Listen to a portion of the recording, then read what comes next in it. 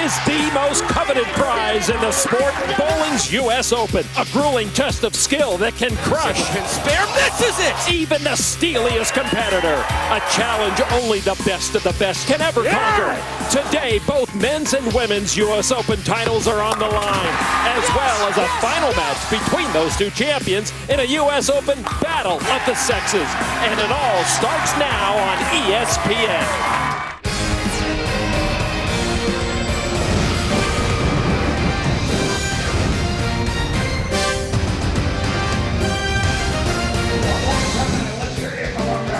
Columbus Western Bowl in Columbus, Ohio. This is the fourth major of the PBA season.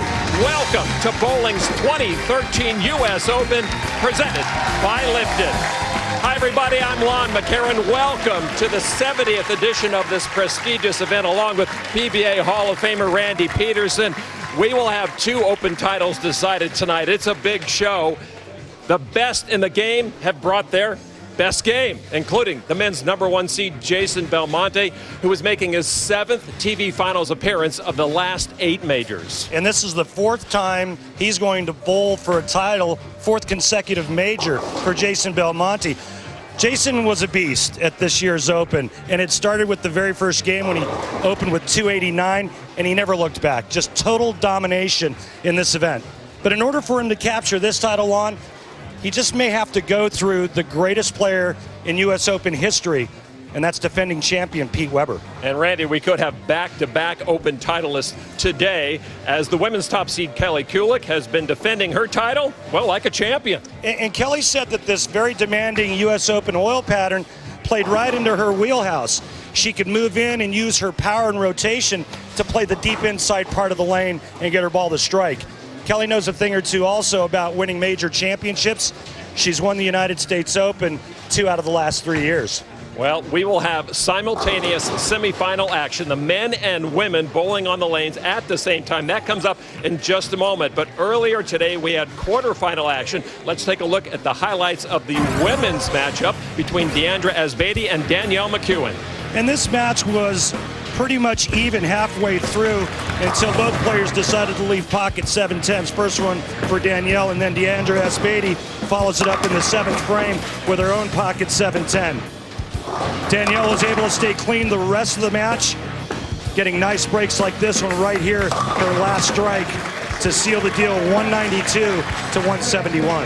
So Danielle advances and will now face #2 seed Liz Johnson, as the top-seeded defending champion Kelly Kulick awaits that winner. On the men's side, 36-year-old Wiley veteran Wes Malott took on 20-year-old star in the making Marshall Kemp.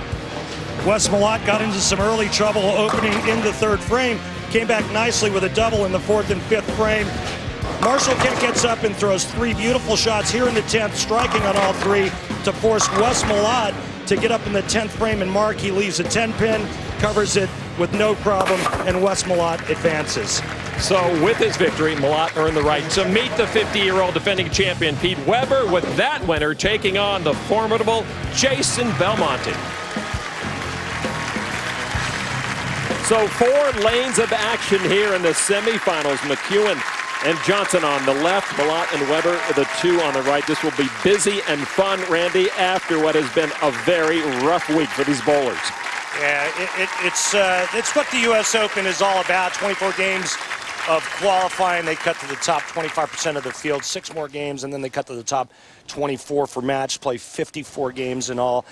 It's not only a physical grind, but it's a mental grind. Liz Johnson will open us up, 39 years old, from Cheektowaga, New York. 2 U.S. Open titles already on her resume. We will alternate between the men and women each shot. And Liz Johnson opens big. One at a time.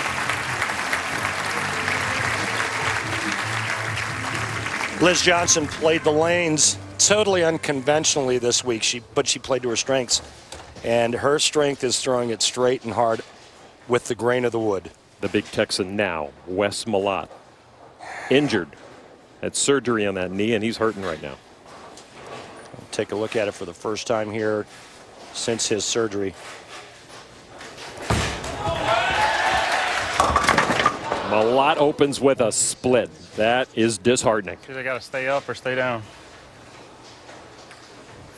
hit on the end. So back to the women now. Danielle McEwen, an amateur, just 21 years old, has worked her way through this field of 111 women with a chance at this title. From Stony Point, New York. Came in as the 4th seed. And she goes Brooklyn, and we've seen a lot of that this week.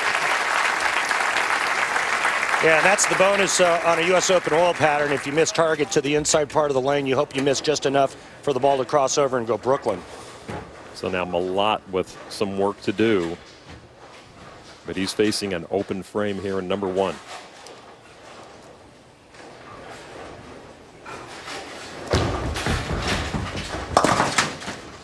So Wes Malott with a 9 count in the first frame, not what he wanted. McEwen now in her 2nd frame.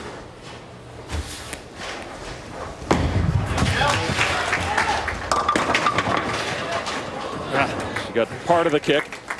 And she was able to do what Wes wasn't. That's the trip out the split. Pete Weber now, the defending U.S. Open champion. The number 2 seed. He's got the crowd behind him. He's got 10 in the pit.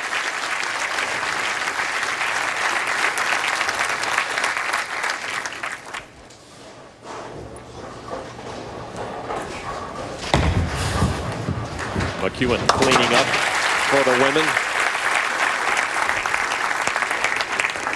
And she goes strike spare. Pete Weber looking to go back-to-back twice. Back-to-back U.S. Open titles and back-to-back majors. We won our last major, the TOC.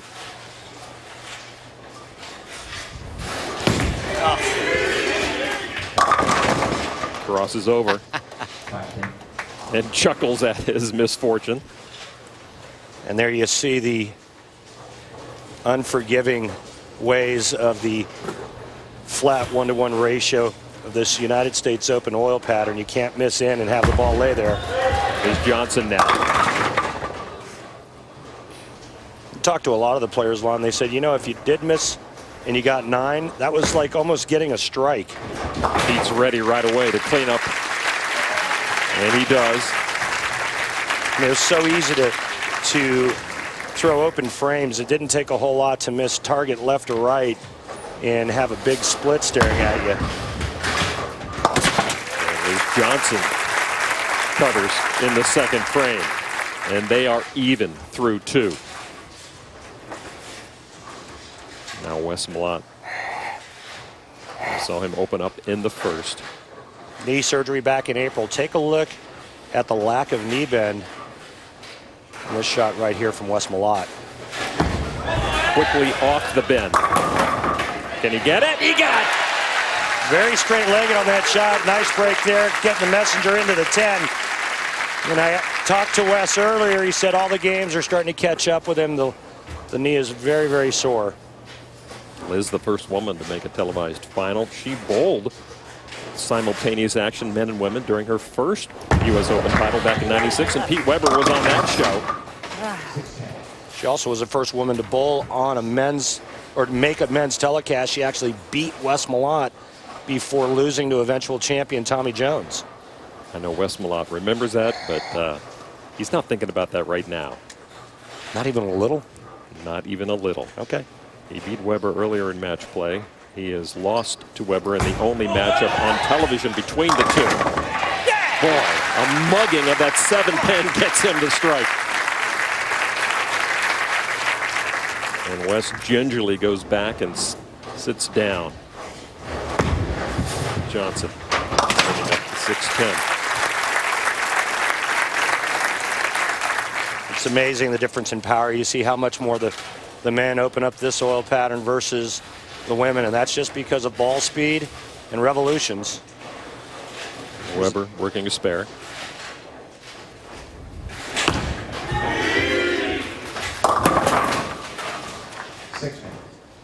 Petey just not giving that shot enough room to the right. And it's very easy to understand, because too much room to the right, you'll actually flag the head pin and smash the 3-6 or the 6-10 in the face. Just when you think you have this pattern figured out, Danielle McEwen now. Make no mistake about it.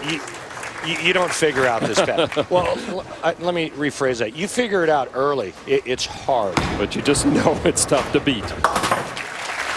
And Pete said all his goal this week is to fill the frames. Leave yourself something to make on the second ball. I asked Pete if this U.S. Open was tougher than last year's. He said, oh, by far. McEwen cleaning up the 10-pin. And we have a couple of good matches going here in the semifinals of this 2013 U.S. Open presented by Lipton. Weber said the last 8 games of match play last night, the lanes were totally unplayable. Stop moving. Remember that from last year? Yep, that's part of what fired him up to win that 5th U.S. Open title. You would think the fans here saw that as well. I wonder if it's the same person. It started. Did they make the trip? I mean, it started with a fan moving, and it turned into "Who do you think you are? I am." So maybe Pete bought him a ticket. Hey, listen, that's what fired him up at last year's U.S. Open. Weber working spare 10-pin. He only trails by 1 if he covers it. Malott had an open early. Pete likes to work quickly. He's going to have to wait for McEwen here. Danielle, strike, and 2 spares. 10-pin again. Real straight, real up the back for Danielle. She doesn't cover a lot of boards, and that rotation's pretty end over end. Pete Weber cleans up his 10-pin. Talked to Liz Johnson last night. You mentioned straight is great, and it seems like it's the way to go for the women who are here. Well, Liz Johnson played a part of the lane that nobody else could, and Danielle's actually left of that. All right, Danielle cleans up, and so our action underway in the semifinal of the 2013 U.S. Open. Back with more simultaneous side-by-side action coming your way from Columbus. Semi-final action of the 2013 U.S. Open men's and women's action. We recap. Wes Malott doubled while we were gone, making it a 4-bagger. Pete Weber stepped up and threw a 4-6-7 split, and he opened up in his 5th. And Johnson came up with a double. Liz Johnson with the strike and a 9, I'm sorry. And now it is McEwen on the lane in an even match. 21-year-old amateur.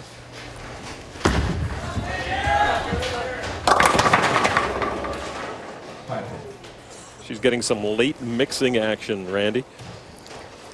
She's got to get her ball to get into the 1-3 pretty flush in order for it to strike. You saw that was just a little light, but there's just not enough angle created because of her end-over-end rotation to get all 10 to go down.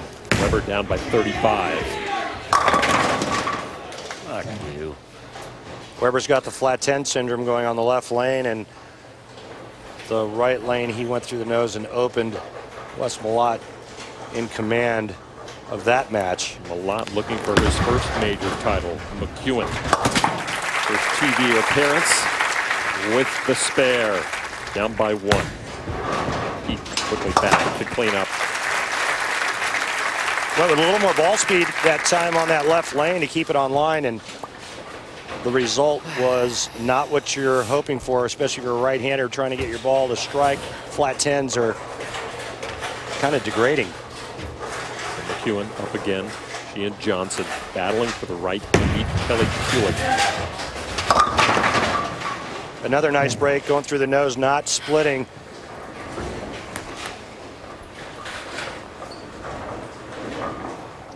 Now Wes Malott will take over. And Malott just needs to remain steady. Here's how he got here. A great match play record. So key to win matches at the U.S. Open because it's hard to bowl big games, and the 30 bonus pins for winning your match plays huge after 24 games of match play. Big Wes with a big strike as he continues to keep the gas pedal down. And both Wes Malott and Pete Weber are using the same bowling ball, but Wes Malot's making his look a lot better than Weber's right now. 5-bagger for Malott. McEwen down by 2 with the spare in the 6th. And we heard it time and time again this week, Randy, is make your spares. That is the key all week long.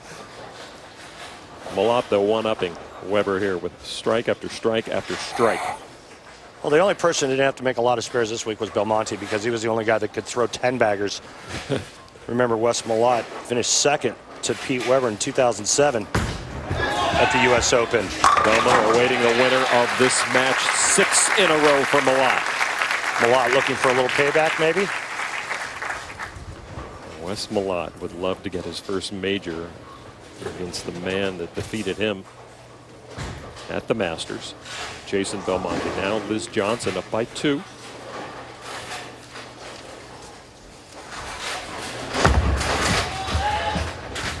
That's a good ball from Liz Johnson. She's got a nice look on that right lane. She left a flat 10 on the left lane. Otherwise, it would have been 3 in a row for Liz Johnson. Weber beat Belmonte in the position round. Belmonte didn't have a great match play record, but he was so far ahead it really didn't matter. There's the ball Pete Weber has been looking for 7 frames. With so much riding on the line for Pete. He was looking to win his 6th U.S. Open, his 11th major, surpassing Earl Anthony. It would have been his 38th win, passing Norm Duke. He would have had 3rd. All wrapped up to himself, going back-to-back U.S. Opens, possible Player of the Year award. He needs to strike out to have a chance. Johnson comes through good time. And Johnson on a roll, up by 12 with her double there. Weber down by 55, has to strike out. Possible 224 if he takes it off the sheet. No, that's not going to do it. Sure. Pete is baffled now. Bad ball reaction for Weber on the left lane. Couldn't get the 10 out when he did hit the pocket. That one never made the turn, and he leaves half a loaf. And now this amateur with a chance to upend one of the most preeminent pro women's bowlers, Liz Johnson. Weber with a nice spare with some anger to it. McEwen down by 2. If she strikes, she'll be down by 2. Down by 12 right now.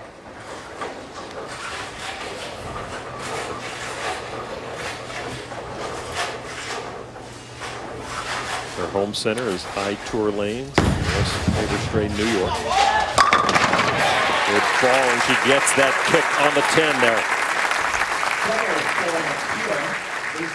Well, she answered the call after Liz Johnson's double. Qualifying averages, there is a lot of amateurs in the field on both sides, and you see the average for the pros much, much better, and then Belmonte way above everyone else. Wes Malott on his way to a finals match against Jason Belmonte. Wes Malott making the oil pattern look easy. Pete Weber making the oil pattern look like what everybody else had this week. Malott bringing his best game just in the nick of time. Liz Johnson said this was the toughest U.S. Open she's ever bowled in. Working on a double. Johnson, look out. Slight lead. Can it stay? Yes, it can. Well, she got that delay off right there, and that's the 3-bagger that couldn't come at a better time for Liz Johnson. Now Malott working on 7 in a row.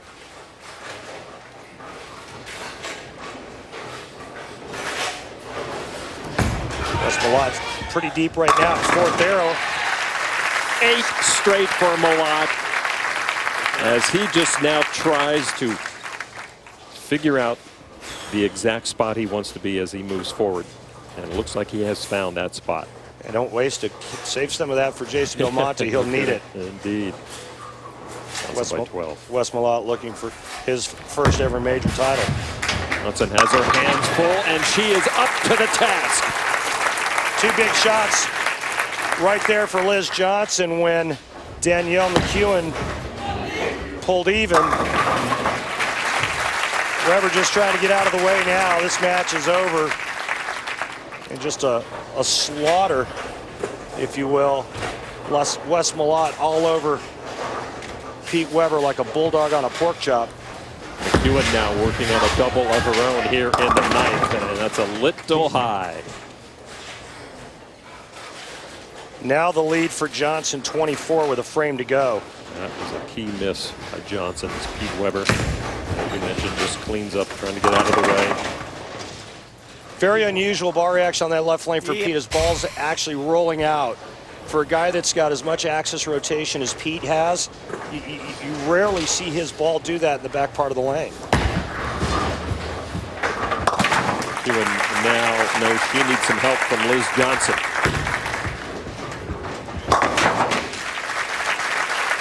And no matter the situation, up by 30, down by 75, the fans love to see Pete Weber perform.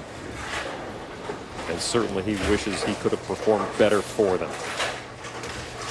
Well, no matter what Danielle does here in the 10th frame, she can't shut out Liz Johnson. That's a good ball. That is, great shot. And Pete didn't want to see his ball roll out again, so he just threw it straight down the middle of the lane. Indeed. Very disappointed. Know how disappointed Pete is after they were done last night. Boy, you could really see the fatigue in Jason Belmonte and Pete Weber. Pete looked absolutely worn out. But what was interesting was we asked him how he felt, and Pete said, well, if I had to, I could bowl another 8 games. And Jason said, I couldn't throw another shot. Jason said I couldn't throw another shot. Like Tracy in the background has meant so much to Pete and his bowling career, aside from certainly the wonderful family they have built. And now McEwen here. Needs to put as much heat as possible on Johnson. That's not the way to do it. And that match is over as well.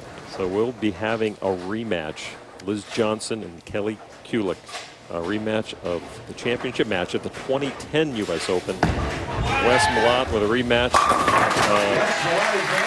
Big proportions against Jason Belmonte. What a performance by Wes Malott.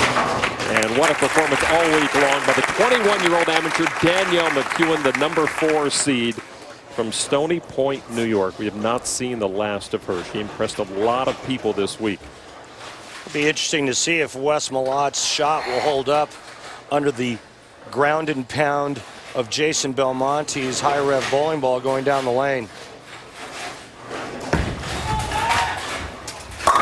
Well, Wes Malott recovered from that open frame in the first, didn't he? Just a little. Came back with a nice 10-bagger. Or as a friend of mine once said, he calls that the perfect 10, the Bo Derek. Bo Derek. Yeah. Liz Johnson will be back on the lanes in short order. She'll take on Kelly Kulick. The Women's U.S. Open Championship will bowl first. Just them on the lanes, and then the men, and then the 2 winners in the Battle of the Sexes to close out our live show here from Columbus. Can he get it? Yes, he can. A smile on strikes a lot. Wes Malott living up to his nickname here.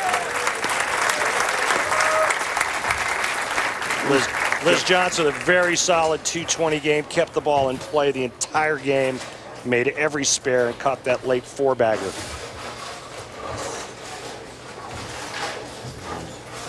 Liz Johnson and Kelly Kulick have been 1 and 2 all week long at the U.S. Open, and they will battle for the title. Closing out with a strike, Liz Johnson defeating Danielle McEwen. And it will be Liz Johnson and Kelly Kulick next. Wes Malott comes through with a big 279. Both of those pros battling for a title in their respective divisions. Come on back.